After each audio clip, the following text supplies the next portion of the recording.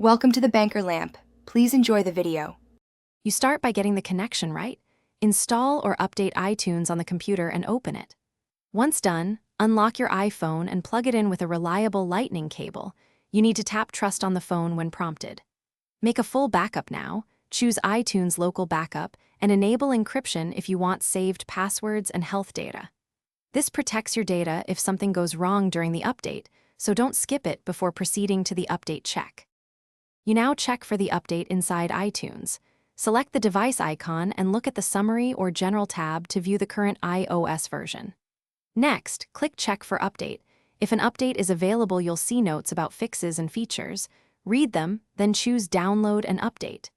Make sure the phone stays connected and the computer won't sleep.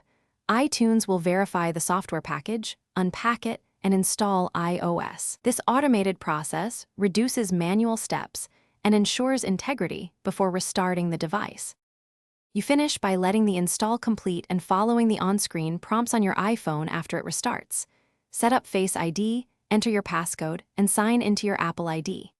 If some data didn't return, open iTunes and restore from the backup you made earlier. Encrypted backups will restore passwords automatically. If the update fails or the device is stuck, try a different USB port or cable, restart both machines, and, as a last resort,